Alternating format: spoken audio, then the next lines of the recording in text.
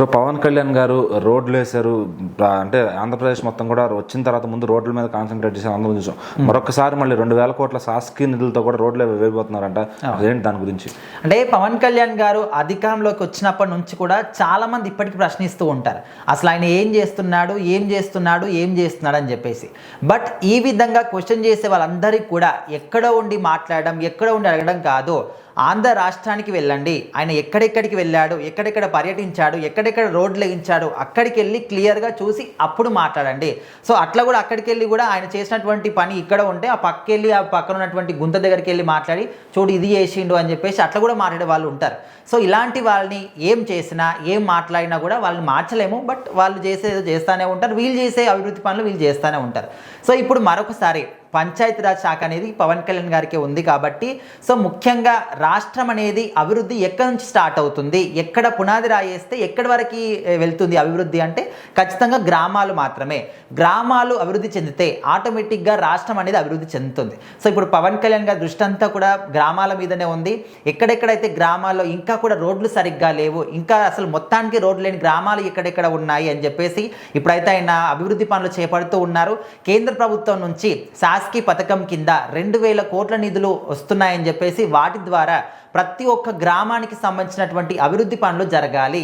So ఇక మీదట ఇంతకుముందు ప్రభుత్వంలో కావచ్చు, ఇక ముందు ఏం జరిగింది, ఇక కేంద్ర ప్రభుత్వం నుంచి కానీ రాష్ట్ర ప్రభుత్వం నుంచి కానీ నిధులు వచ్చినప్పుడు మధ్యలో ఉన్నటువంటి అధికారులు కానీ వీళ్ళందరూ కూడా వాటిని దుర్వినియోగం చేస్తూ ఉన్నారు, వాళ్ళ స్వలాభాల కోసం వాడుకుంటున్నారని చెప్పేసి చాలామంది ప్రజలు కూడా వాళ్ళ బాధను వెళ్ళబోసుకున్నారు. సో ఇప్పుడు ఆ విధంగా కాకుండా ఖచ్చితంగా ఎవరి కోసం నిధులు వచ్చాయి, దేనికోసం వచ్చాయి, ఏ పని కోసం వచ్చాయి, దానికే పర్ఫెక్ట్గా ప్రతి ఒక్క రూపాయి కూడా ఖర్చు చేయాలి. లేదు దుర్వినియోగం చేస్తాము, మేము మధ్యలో దోచుకుంటామంటే కాదు. ప్రతి ఒక్క దానికి ఒకరు ఇన్ఛార్జ్ ఖచ్చితంగా ఉంటారు అని చెప్పేసి కూడా పవన్ కళ్యాణ్ గారు చెప్పారు. వాళ్ళందరూ కూడా ప్రభుత్వ యంత్రాంగం కావచ్చు, అధికారులు కావచ్చు, ప్రతి ఒక్కరు కూడా ఈ పనుల్లో మీరు పాలు పంచుకోవాలి. మీరందరూ కూడా పర్ఫెక్ట్గా పనిచేయాలి. ఒక్క రూపాయి కూడా దుర్వినియోగం కావద్దు. ఒక్క రూపాయి కూడా కొంతమంది వాళ్ళ స్వలాభాల కోసం ఇక్కడ పెట్టాము అని చెప్పేసి ₹2 రాసి రూపాయి వాళ్ళు తీసుకోవడం, రూపాయి పెట్టడం, లేకపోతే నాణ్యత లేని సామాన్లు యూజ్ చేయడం, ఇలాంటివి మనం చూస్తూ ఉంటాం. సో ఇలాంటి వాటిల్లో ఏ మాత్రం కూడా ఇంకా వెనకడుగు వేసేది లేదు.